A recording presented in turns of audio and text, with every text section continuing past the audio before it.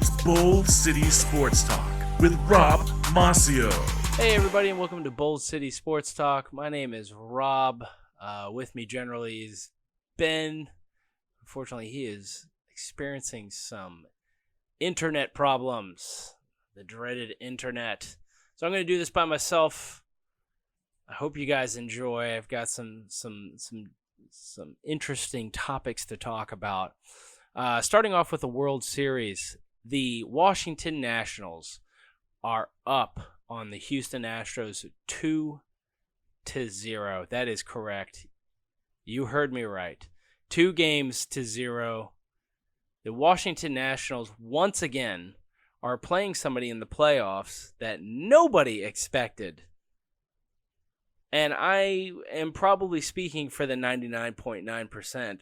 Nobody expected to even stand a chance, and yet here we are 2 games in, and they are up 2-0.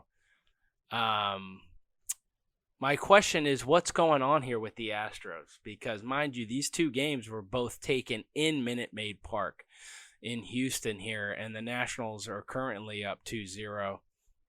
The Washington Nationals in a whole this season essentially has been described by the narrative that they don't have Bryce Harper. They lost Bryce Harper to free agency this year, of course, to the Philadelphia Phillies, signing that monstrosity of a contract. God, what was it? 12, 13 years for $330 million or something. Essentially, Bryce Harper was holding out for the biggest contract in baseball history and received it, again, from the aforementioned Philadelphia Phillies, only to be trumped 1 month later by Mike Trout of the Los Angeles Angels of Anaheim, who ended up signing an even longer contract worth $100 million more. So kudos to you, Mr. Harper. I hope you're enjoying the Nationals not only succeeding past the first round of the playoffs this year, but being up 2-0 in the World Series. Something, if I had a time machine, whether it be a DeLorean with a flux capacitor in it or whatever it is that the infamous fantasy of a time machine would end up becoming, I don't see you ever winning a World Series. So I think the storyline here is this. I believe that the Washington Nationals are this year a legitimate threat, as we are all witnessing before our eyes currently right now, again being up 2-0 to the Astros. Without the likes of Bryce Harper, who everybody has proclaimed as this kind of renaissance, next up-and-coming superstar in the majors, and clearly that's not the case. Clearly the Nationals are exceeding expectations. Again, the narrative at the beginning of the year being that the fact that they weren't able to lock down Bryce Harper, they're doing better without him. And yeah, I mean, the Astros coming into the season were looked at as a top 5 team and expected to get to the World Series, which they are currently right now, but again, down 2-0 to the Washington Nationals. The Nationals, pretty interesting team this year. Never were they ever in first place in the NL East. They ended the season with a 93-69 record. And kind of jumping off a little bit on their record, very interesting. In March, April, and May collectively were a combined 24-33. Weren't even playing 500 baseball. And turning the calendar from May to June. In June, July, August, and September combined were a 69-36. They were winning 2/3 of their schedule, again, starting June 1st, they were winning 2/3 of their games. This was a team, again, not even 500, not even in contention in the NL East, totally flipping everything around and exceeded all expectations. Again, a team that couldn't even get past the NLDS, had to play a very hot Milwaukee Brewers team that was subtracted of Christian Yelich. But here they are. Here we are, 2-0 right now in the World Series, with the likes of a Steven Strasburg, with the likes of a Max Scherzer, the signing of Patrick Corbin from the Arizona Diamondbacks, a very sneaky pickup in Anibal Sanchez. Again, another sneaky pickup with Kurt Suzuki, who blew Game 2 wide open of the World Series with the home run. And, throughout the season, the Nationals weren't talked about, but here they were picking up Asdrubal Cabrera, picking up a Howie Kendrick in the offseason, a Jacksonville, Florida native. Gerardo Parra, who now everybody looks at as that whole, shark song. Blanking on it, of course, because I'm not an avid listener of the song, but mommy shark of some sort. I don't know, but if you're a parent, I'm sure you're well aware of the song all the children love. But they collected all of these guys who just fit perfectly on a team that had really great players on there, including Anthony Rendon, who really made a name for himself, who will be a free agent at the end of this year. The Washington Nationals were almost a perfect storm that everybody was just essentially ignoring all season long, solely because they quote-unquote lost their best player in Bryce Harper, and that clearly is not the case. Bryce Harper, I hope you're enjoying your money, because all of your friends out in Washington are 2 games away from winning a World Series. So kudos to you. But most importantly, kudos to the Washington Nationals for being in the position that they're in right now. At the end of the season, we're getting so close. And I know a 2-0, that doesn't essentially mean a World Series ring. But the Astros are a good enough team to make up for lost ground. But, man, we're on some lost ground. Game 3 is tomorrow. We got Zach Greinke against Anibal Sanchez. And Zach Greinke, I mean, we're all aware of his postseason woes. I mean, he's going to have to step up. He's going to have to step up. He's going to have to win them this game, because being 3-0 is a lot different than being 2-0. And we'll see. I mean, again, the Nationals have made this very interesting.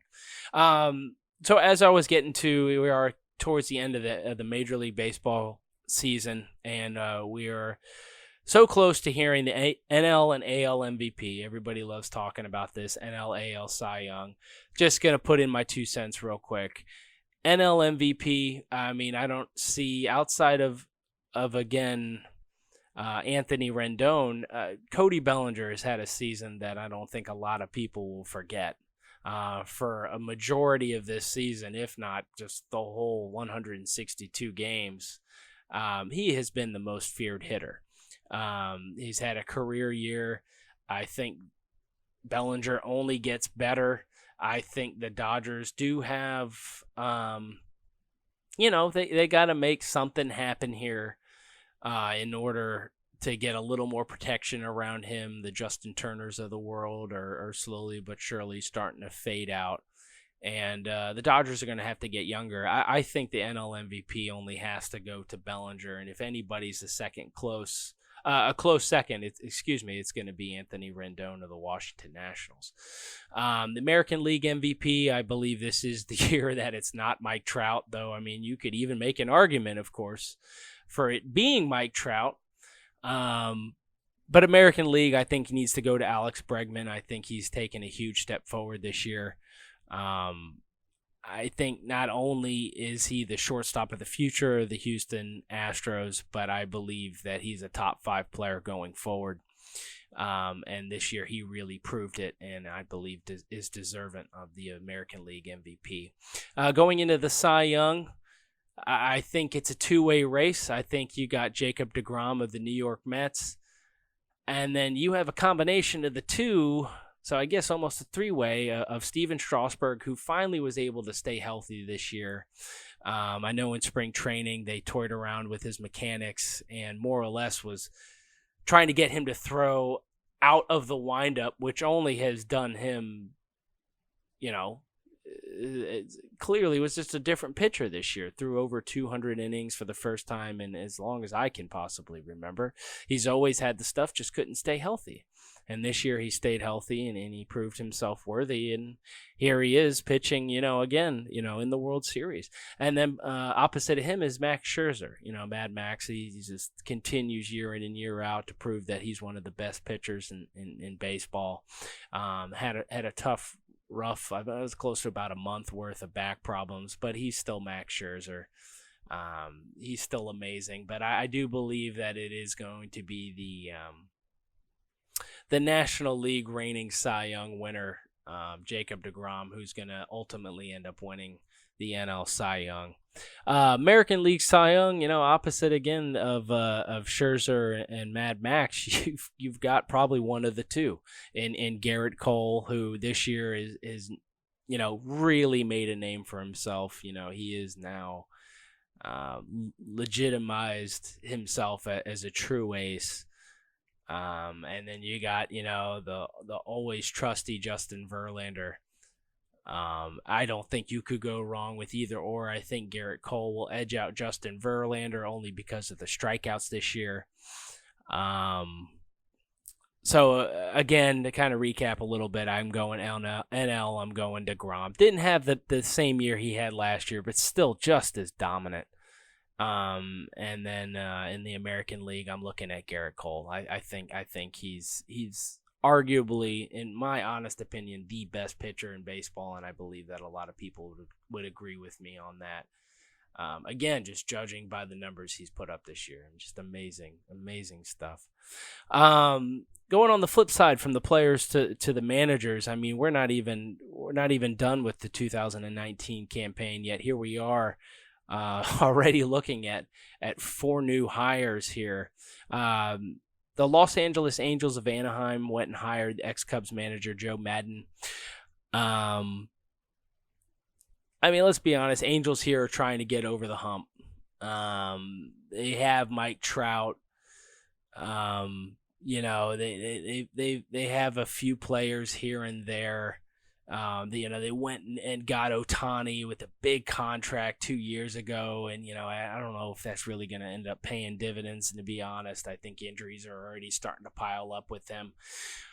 But they're getting Madden. They got Madden. They want to try to make something happen here.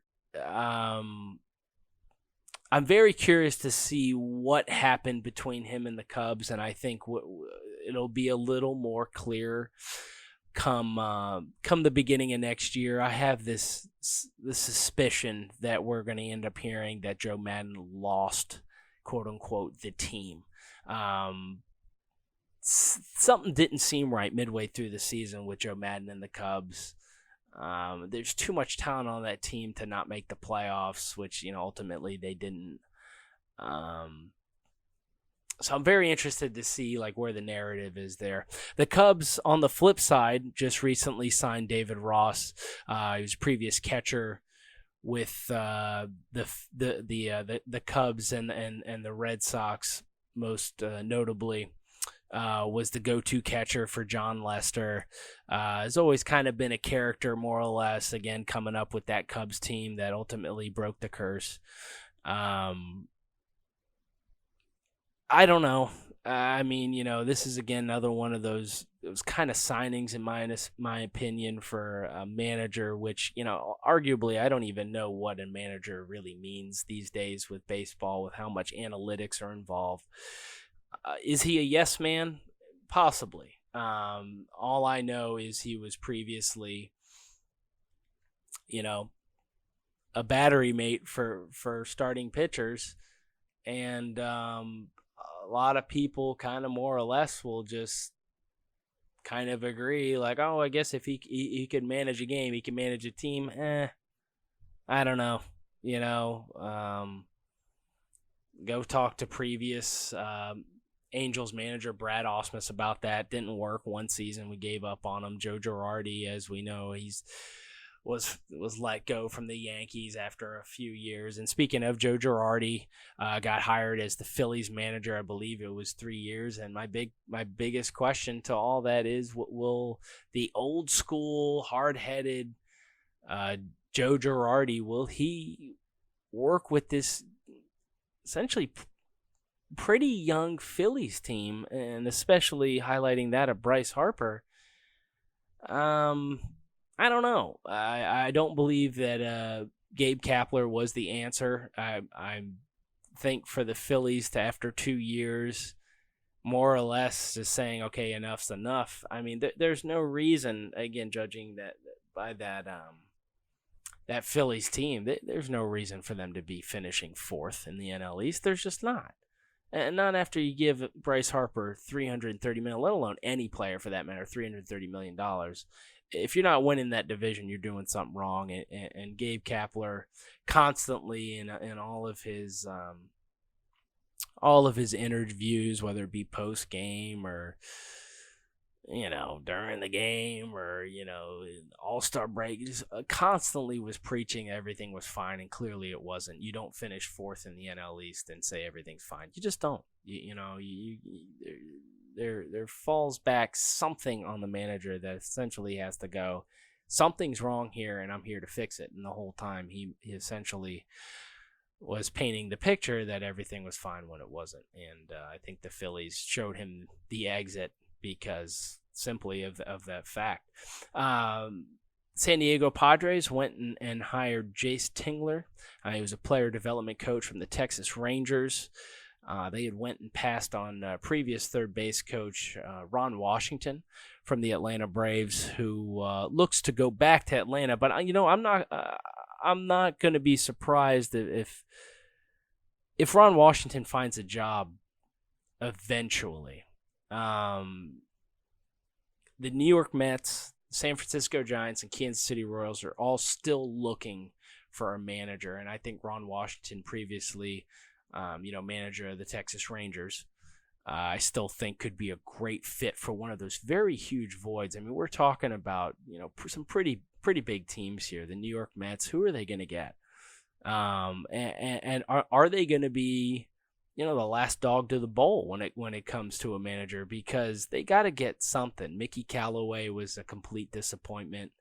Clearly, they wouldn't have gotten rid of him if that wasn't the case. I mean, again, we're talking about Jacob deGrom potentially being back-to-back Cy Young candidate. You're talking about they took a risk on Pete Alonso. He panned out all season long, broke the home run rookie record. And how can you tell me you're not threatening to do something? Who are they going to get? I'm not sure. The San Francisco Giants saying goodbye to a legend in Bruce Bochy, who I had read that the Padres, and Bruce Bochy, previously a Padres manager, reached out to Bruce Bochy to essentially say, hey, is there any chance you'd be willing to come back? And he's saying no, he's done. Understandable. Giants had their great run there. It was at the it was an even year. I think it was 3 of 5 seasons they won a World Series under his belt. I mean, what more do you have to prove? He's a lock for the Hall of Fame. He's been managing his life away, and kudos to him to know when to say when. And the Giants team isn't anywhere near to the extent of what they used to be, especially of course winning those World Series. And the Kansas City Royals, that's essentially where I feel that that's where I feel Ron Washington would be a great fit. I feel like they're a young enough team. They've got some pretty nice bats sitting out there. They could use some help with some arms, but the Jorge Solers of the world, the Whit Merrifields,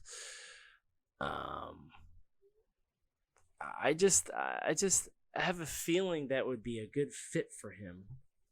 And Alberto Mondesi is somebody I was just thinking off the top of my head, and even vets like an Alex Gordon and Salvador Perez, Hunter Dozier being another young guy. I mean, I could see, a Ron Washington being able to get through all of them, and I just really feel like he'd be a really great fit for the Kansas City Royals, and I hope to see him managing again. He's good for baseball. All right, let's jump off the baseball train a little bit. Let's get into the basketball. Basketball tipped off. The NBA tipped off on Tuesday. The kind of big story as of right now is essentially who's going to rule LA. You got the Clippers, the revamped Clippers, Kawhi Leonard, Paul George, and they took on LeBron James and Anthony Davis led Los Angeles Lakers, and the Lakers lost. Which, of course, everybody's got to jump on the what's happening now, and it's game one, and lo and behold, Lakers lost, Clippers won, so everybody, what's wrong with the Lakers? What's wrong? Well, the problem is it's only game one. We're one game of 81 games. A lot of time here. Let's not get too frenzied here, but I do challenge one thing. When it comes to the Lakers, and my big argument is here, where are the shooters? You got an aging, albeit still great LeBron James. He's not 25 anymore, not 24, not 23. He's in his mid-30s. You got Anthony Davis, who's a great down-low presence, but where are the shooters? If the NBA has proved anything these days, is they're straying away from being that 1-2 or even big three kind of presence to make to make something happen anymore. It is a team game. The Golden State Warriors a few years ago showed if you spread the ball and shoot a lot of 3-pointers, that's a lot better than a few dunks here and there, and or just trying to get the ball down low. This isn't the NBA of the 90s anymore. This is a shoot-first NBA. We know that. It's been that way for a long time, but do the Lakers realize that? And I don't think so. Lakers missed the playoffs last year. The Lakers went and got LeBron James. Yes, they did. Did it bring some hype back into Los Angeles? Sure. The problem is again, two players are not going to make one team, and you're going to need some shooters. And again, I think when the Lakers are 5-15 in the first 20 games, I think you're going to start hearing LeBron James' voice coming out a little more. I think you're going to start questioning whether or not the Lakers are serious about winning. Are the Clippers the better team? All speculation. We're one game in. But questions, of course, will always have to be asked. And my big question is to the Lakers, do you have shooters? And the answer is, as of right now, no. No. Do I think the Clippers are better than you? Maybe. But as of right now, I think there's a huge hole in the Lakers team, and again, that's shooters. Got to do something about it. Something has to change. Two guys are not going to carry that team. It just proved to not work anymore. Houston Rockets are another team. Big change up this year. Got James Harden, Russell Westbrook, previous teammates with the Oklahoma City Thunder. They're back together. They're playing tonight. They lost to the Milwaukee Bucks and the Greek Freak, 117-111. And the big question everybody's asking, can Russell Westbrook, can James Harden coexist? It's a great question. Back in Oklahoma City when they both were playing next to some guy named Kevin Durant, it didn't work. Why is it going to work now? I don't know. It's a great question. They're two just highly talented players that need to learn to be able to make this work, because if so, I just think great things are coming. I'm not going to say this is a catastrophe. I'm not pulling out a Max Kellerman, even before the game even played, saying that they're not even that great of a backcourt. But make it work. Make this work, because just like any sport, 2 great scorers are better than 1. But there is, as the old adage goes, only 1 ball to go around. Make this work, because this could be something so exciting. This could be a phenomenal Houston Rockets team who essentially, instead of having 1 James Harden, you could make an argument that it's 2, because Russell Westbrook has that ability. Might not have the shot that James Harden has, but man, it's just a guy that can get to the hole and score quick. And I think that could be something really, really special. You also have the Nationals, excuse me. You also have the Warriors playing. They're currently playing against the aforementioned Clippers. What are the Warriors going to look this year? No Kevin Durant. Kind of Klay Thompson, I think they're saying, is out all season long. I think Steve Kerr just recently came out and said that. I mean, this is now truly Steph Curry's team. Steph Curry is going to have to make something happen, and do so with some new faces. This is the first time really the Warriors have really had this kind of shakeup. D'Angelo Russell, him coming over from the Nets and everything. This is a totally different team, and I mean, I think that's going to be another narrative that will only either work or not work. And there's a lot of people I know that are saying that there's no chance, but I mean, it's the NBA, and yes, it's the West, and the West will always be the best, but the Steph Curry's just going to have to make it happen. I mean, I think Steph Curry, if it's going to happen, he's going to end up being MVP, because he's essentially taking this team on his back, and he's going to have to make something happen out of nothing. So that'll be very interesting. Jumping over to college football, we got some really great games lined up here. We got number 13 Wisconsin. Again, huge loss against Illinois. A huge loss. Essentially right now derailing their hopes of winning the Big Ten West, especially with Minnesota being undefeated currently. Going to the Horseshoe against number 3, the Ohio State University. Could this be one of those games that Wisconsin comes in and they're mad they lost the last week and make something happen? Maybe. Do they have the offense that the Buckeyes have? No, not at all. And I think that essentially what edges out Wisconsin. Yes, they have a great defense, but I think Justin Fields is just it just has talent that's just out of this world. You got number 9 Auburn against number 2 LSU. You going into Death Valley. Not a lot of people come out alive there. I think Auburn at number 9. I don't think that's going to last too much longer, especially after this weekend. I think LSU ends up taking this thing. I think LSU's that good this year, leading in college football in offense, which is an abnormality. But I think this is the year that LSU really. I think Coach O really has put together a heck of a team here. And then the game I'm actually really most look forward to, and it's only because the implications that are coming here forward. Number 8 Notre Dame travels to Ann Arbor. Number 19 Michigan, who just lost against Penn State. Michigan is not the team from week 1. They're not the team from week 2. They've only exponentially gotten better.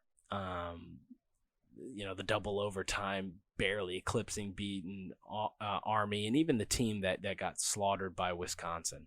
This is a different team. if you're a Michigan fan calling for Jim Harbaugh's head, I don't think that you're a true Michigan fan, because he's turning this whole college back to the way it used to be. Is it taking a little longer than everybody expected? Sure, but that's not his fault. That's not his fault at all. We love, making the coach the scapegoat, and that's what's happened to Jim Harbaugh here in Michigan. But he's got that team lined up. If I have to place any blame on anybody, I think it's Shea Patterson. Shea Patterson can't make the big plays. That proved in the big state, the Penn State game. That proved that not only did Michigan lead in time of possession, but they were the better team in the second half against Penn State. But the problem is Shea Patterson couldn't throw a touchdown. And if your quarterback can't throw touchdowns, then there's problems. And, I know, I don't know. I have a feeling Michigan beats Notre Dame here. I think Notre Dame's loss against Georgia, who ultimately, of course, ended up having that shocking loss against the Gamecocks, doesn't look that great anymore. And I think Michigan at in Ann Arbor, I think is going to end up taking this Notre Dame game. I don't think it'll be a blowout or anything, but I think Michigan wins. And that essentially will lead me to coaches on the hot seat. We all love talking about this. We're a little more than halfway through the college season. And everybody loves talking about hot seats, but what I would like to do is do something a little different. I want to talk about the hot seats, of course. I want the hot take on it, right? Who's out? Who should be sticking around? But let's do something a little different. I think if we're talking about a hot seat, let's talk about what's in flames here. What part of the seat physically is on flames? So it's a three-stepper. You got just the legs of the seat, so we're looking at a mild, let's just wait and see it. The season looks out. And then I feel that the fire would then proceed up from the legs to the back of the seat. So that would be second step. That means things are getting a little hotter. And then when that actual seat that coach is sitting on is on fire, we are at maximum. We're at a maximum engulfed in flames here at that point, and that means we've got problems. So what I would love to do is start off right where I just left off with the Notre Dame-Michigan game. Jim Harbaugh recently has been, quote-unquote, linked to the NFL, which he then wrote an email to all of his players' parents saying, quote-unquote, it is total crap that he is there for Michigan. I don't see, what NFL team would buy into his stock right now. I have no clue. Maybe the Jaguars? I don't know. I think he's a Michigan man. He was a quarterback for Michigan. I think that they would have to run him out of town in order for those things to happen. But I think that Michigan is even afraid to even make that happen simply because of the fact of how many recruits they would that they would lose due to the fact that Jim Harbaugh is just that great of a recruiter. I mean, why are we trying to run him out of town? What? I get it. Not all the stats are there. And again, it's taking a little longer. Sure. But, I mean, you're still looking at a very, very competitive excuse me, I'm baseball in mind. Very competitive Big Ten East. You got Ohio State, it was just the class of the class. Penn State, it just continues to get a little better. Michigan State is still a tough opponent. I mean, in my honest opinion, if it's not the SEC, then it's the Big Ten. And especially look at both Easts. I mean, they're both very dominant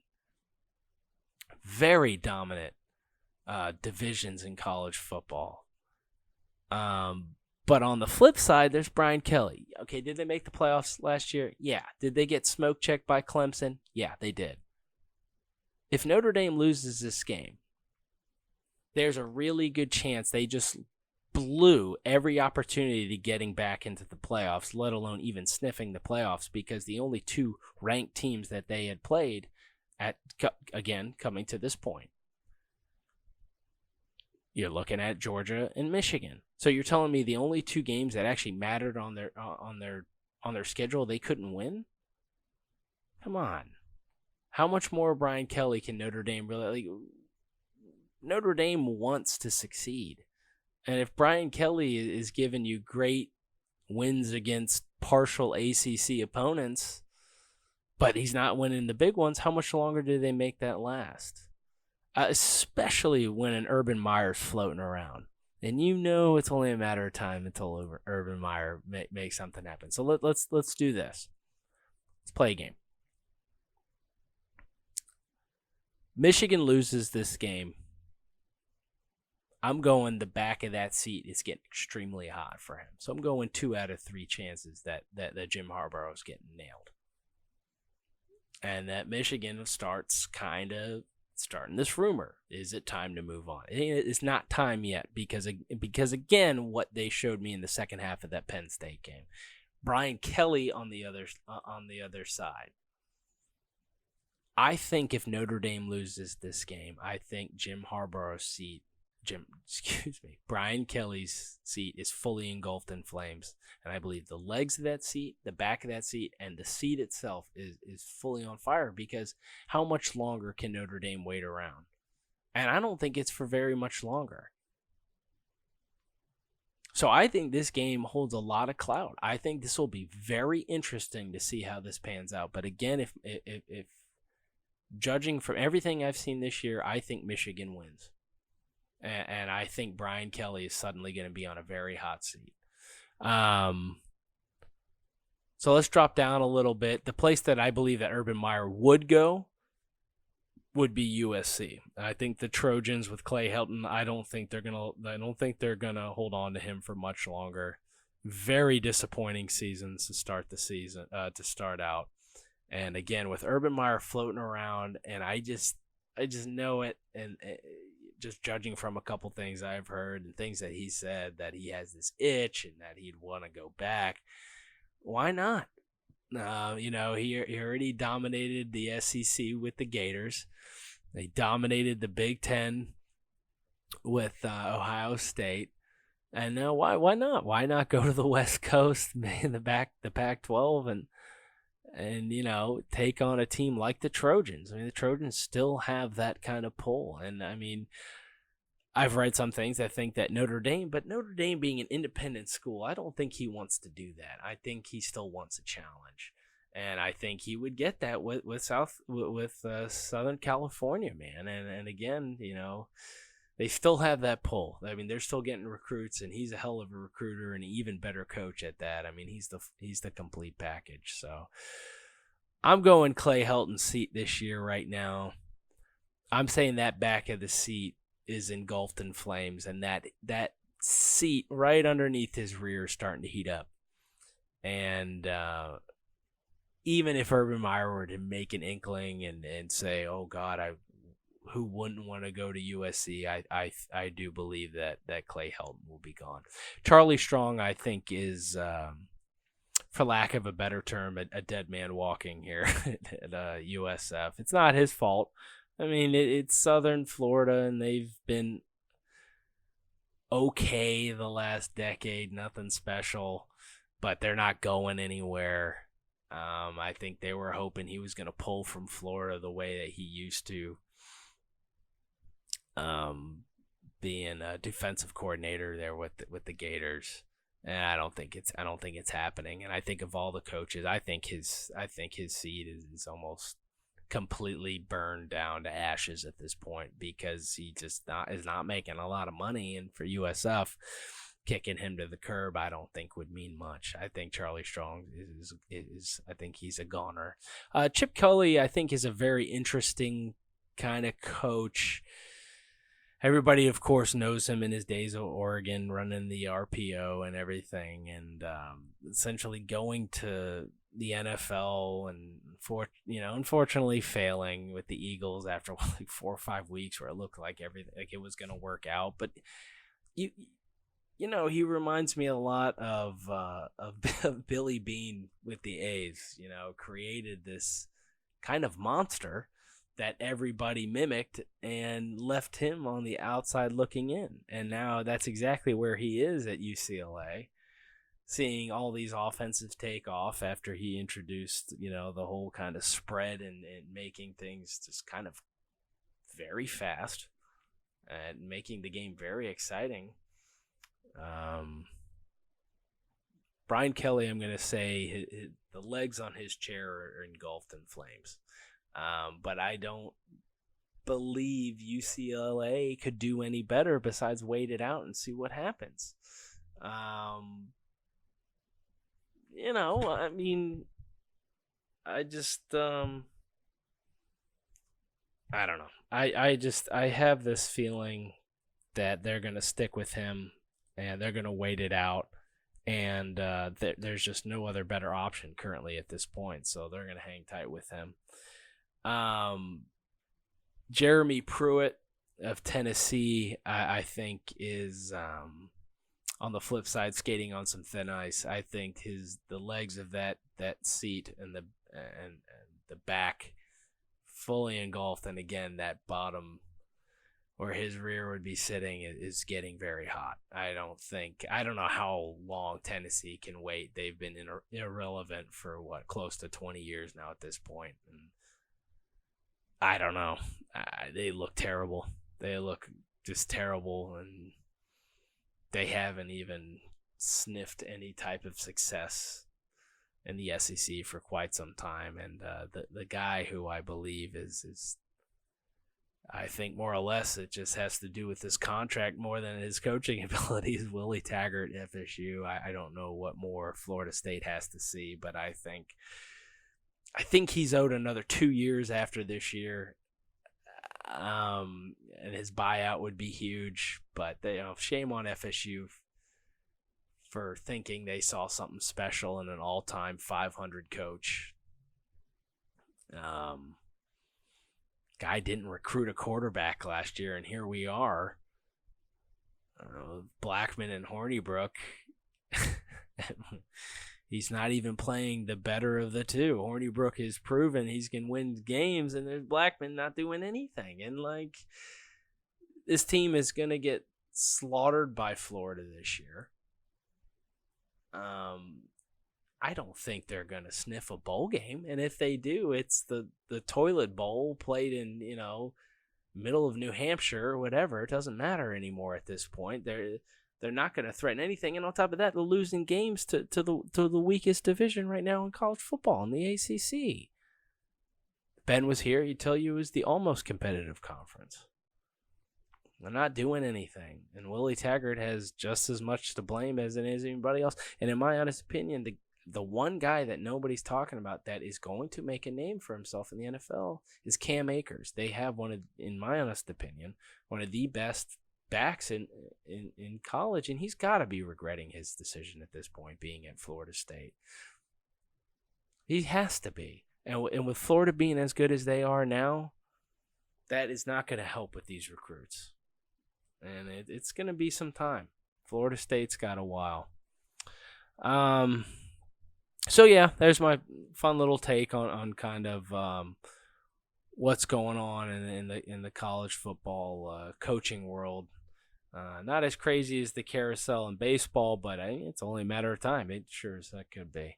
Let's jump to the NFL. Jags are going to be playing the Jets this Sunday. Shoot, I hope it looks a lot better than that Bengals game. Took a while for that Bengals game for them to play and kind of get going, and even then, the score looks lopsided simply because of a defensive touchdown there towards the end of the game. And I don't know. I don't think the Jets are any good. I think Sam Darnold is. I don't know. Le'Veon Bell was assigned. Don't now have an offensive line to speak of, and I think the Jets are a huge mess. I don't know. I hope the Jags can pull this one off. Gardner Minshew.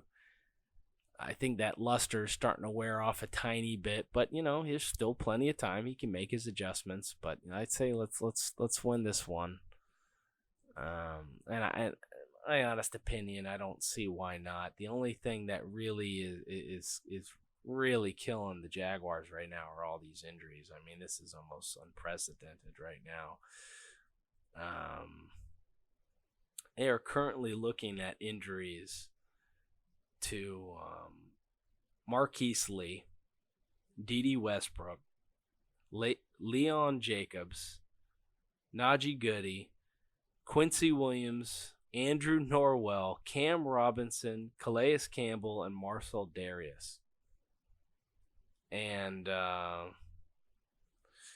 that's not easy to fill. All those voids aren't easy to fill for a low-budget team like the Jaguars are. And, they went and traded, Jalen Ramsey. Best of luck to you in L.A., man, but I still wish you were here in Jacksonville. But even a completely depleted team, I still think has a better chance than the Jets against the Jets, because the Jets just aren't doing anything. Some big games going on in the over the weekend. Vikings look like they're starting to kind of shake up right now. Ended up beating the Redskins 19-9 Thursday Night Football. What's going on with the Eagles? I don't know. Offense looks completely estranged. People look like they're more or less turning on Carson Wentz right now. I don't know if he's the answer to their problems, but lack of a running game, I think, is just kind of bizarre. Miles Sanders, a rookie they kind of keep toying with. They went and got Jordan Howard from the Bears, but yeah, I mean, I don't know. The Eagles playing the Bills. I think that Bills look good, 5-1 right now. A game that could spell either one's kind of season the rest of the way out. The 2-5 Chargers against the 3-3 Bears.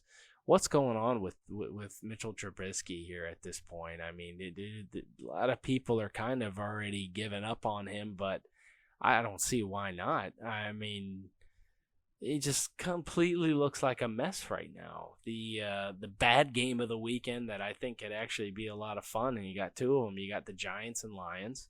I like that Lions team on paper, but they're not getting the job done. And the Buccaneers Titans. Two teams drafted quarterbacks the same year that both essentially just looking completely lost in the NFL, in Marcus Mariota and Jameis Winston right now. Let's see, what else do we got here? We got Cardinals and Saints. I mean, Teddy Bridgewater has looked fantastic. This was the weekend, I believe, that Drew Brees is looking to come back. For the Jaguars, too, I did forget to mention, they're saying that Nick Foles is on the way back. But what do they do with Gardner Minshew? And do they just let Foles sit all season? I mean, I think this could kind of be a telling weekend. If the Jaguars do pull off the win against the Jets, they become 4-4. I mean, that's not too far out of it, though. I do believe that the Houston Texans, as of right now, as it pains to say, I think is a better team. I think the Colts are a better team. I think the surprise in the NFL this year, the 49ers right now, currently being 6-0, playing against the 4-2 Panthers. I think that could be a very fun game. I think the Patriots will go 8-0 after beating the crap out of everyone's favorite Super Bowl favorites, the Cleveland Browns. I think after this loss, the Browns would be 2-5, and I think OBJ will start opening his mouth, and the Browns will understand why the Giants decided to let go of the star, quote unquote, the star receiver. I don't know. I don't see it. I would like to see a couple more years of Baker Mayfield, but man, it's just not looking good. Not looking good. Packers Chiefs, I think, is a fantastic game this weekend. That's going to be a lot of fun. And then the Monday night game, the winless Miami Dolphins, 0-6, going against the Steelers, 2-4. Could use a big win there in Heinz Field on Monday Night Football. We got the NFL trade deadline coming up on Tuesday, October 29th. We've already seen some trades that went down. Mohamed Sanu got traded to the New England Patriots. I find that to be very interesting for Tom Brady. I mean, we're talking about a receiver who's been with the Falcons for as long as I can remember, and a trusted hands, and that will be interesting. The Patriots went and, speaking of, went and traded defensive end Michael Bennett to the Cowboys. I feel like that's kind of an interesting move there for the Cowboys. We'll see if they can get going, but again, we're talking about coaches carousel. I think it's only a matter of time until Garrett's out of there. I don't know how much longer you can wait, but he's not getting the job done. But it'll be interesting to see. I mean, will the Jaguars make a move? Again, if they pull off a win against the Jets and become 500 after this week, I think it's quite possible. What could they use? Probably a receiver. They need a long depth threat, whether it be again for Minshew or Foles. I think they need somebody big, and the guy that I was reading, and I could very well be an interesting fit, is Robbie Anderson from the Jets. I think the Jets are going to be sellers, and why not? Why not? They're not doing anything. Yeah. With that, you got the NHL. The NHL is still, going at it. We're, a couple weeks in. NHL will be the NHL. It's never on TV anymore. Hard to keep up with, and that's a shame because it's one of the best sports, in my honest opinion, to go see in person. But to be on TV, very low ratings, and we're not seeing much of it. But I think if you were to ask any sports fan, name one NHL player, I think they would either all gravitate towards Wayne Gretzky, who's been retired, and Mario Lemieux, who's been retired. So tough to keep up with that, but that's alive and kicking, supposedly. You wouldn't know because it's not on TV. And with that, essentially covers everything. What I'd love to end off with is the What Are You Doing? The What Are You Doing segment of my podcast here. What we like to do here at Bold City Sports Talk essentially is to ask the question, what are you doing? What are you doing? And that is just to look at sports and ask what's going on, what's happening here. And I think the big one from the past week or so is umpire Rob Drake, who recently tweeted on Twitter on Tuesday. It's a mouthful for you. "Quote unquote, I will be buying an AR-15 tomorrow. Because if you impeach," in caps, "my president this way, you will have another civil war. 3 exclamation points. Hashtag MAGA."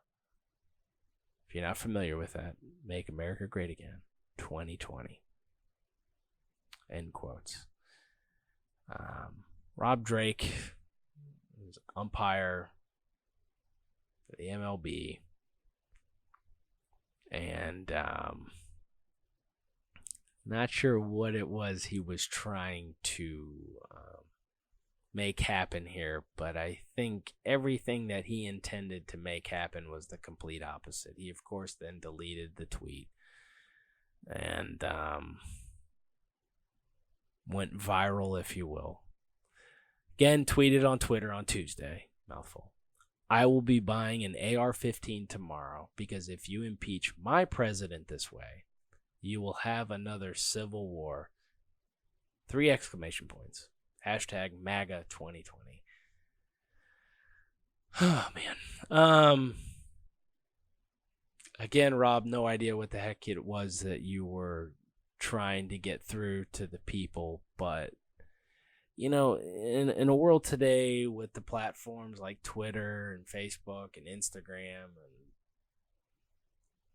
doesn't even matter what it is you go on, when you go and delete something, that generally means that you probably did something wrong. And Rob here wrote this tweet. Again, I have no idea what this means, hence why I'm asking, what are you doing?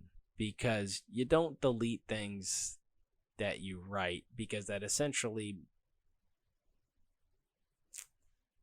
makes it look like you did something wrong. We don't live in a world today where you can slip up. We don't live in a world today where you can say something and go, I didn't mean it that way, it came out the wrong way. When you preconceive any type of notion, and that's the problem with social media these days, you are consequenting yourself by going, not only did I say these things, quote unquote, but I also took a minute to think of these things, use my fingers to type these things out on my phone and or my computer. And I had the ability to either not send it or send it. And Rob Drake here sent this tweet that is beyond baffling. Why are you buying an AR-15 tomorrow? Why is it your president? And why are we having another civil war, sir? Who do you think you are? Why do you think, one, that your opinion even matters in any of this? This is another consequence of politics essentially ruling everything. And if you don't believe that politics are involved in sports today, then I guess you've never heard of Colin Kaepernick. But that's beside the point.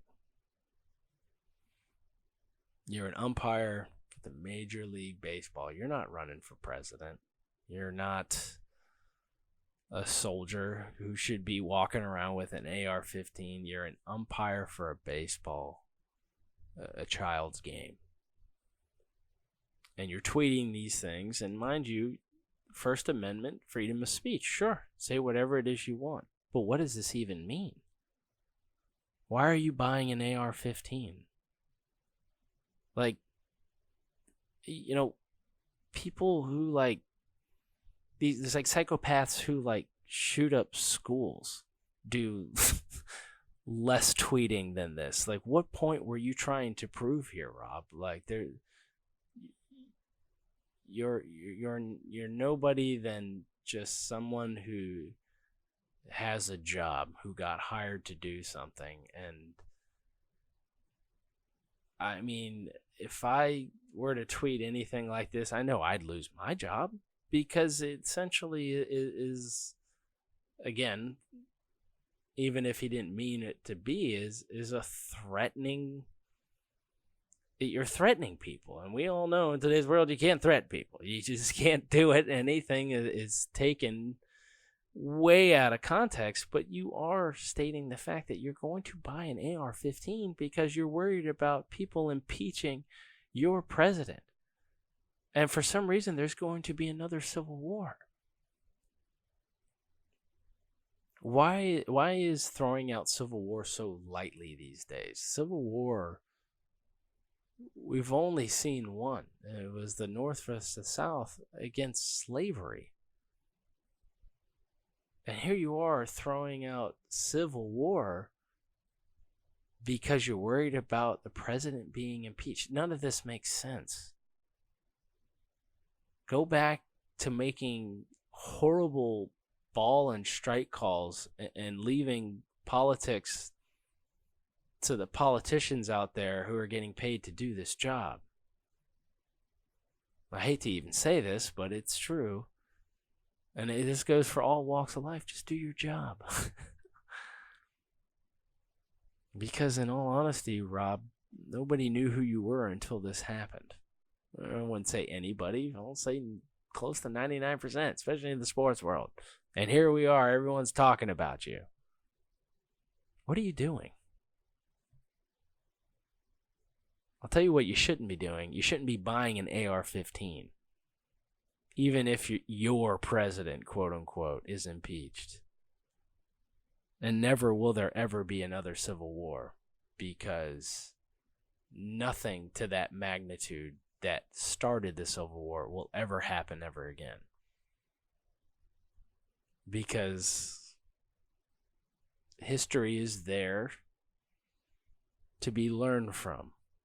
And I don't think, and I will put money on it, that there's a really good chance that nothing ever to the magnitude of what started the Civil War will ever happen again, because it's just not. And don't worry about buying an AR-15, even if the president's impeached, because whatever it is you plan on doing with it, I'm sure you will never get away with now, simply because of the fact that you made yourself look so foolish on a social media site. And the fact that you even took it down proves to everybody else that you don't know what you're talking about. So that's my what are you doing? I'm going to wrap up this podcast. I appreciate you guys listening. You girls, you everybody. I hope you enjoyed yourself. Leave some comments. Let me know how bad I did. Let me know where I could improve. Tell me some things. I'd love to hear anything that you guys have to come up with. Again, I hope you enjoyed yourself. Bull City Sports Talk. My name's Rob. Really great talking. I love doing this, and I hope y'all are enjoying it. So, with that, I will be chatting with you soon. Have a good night.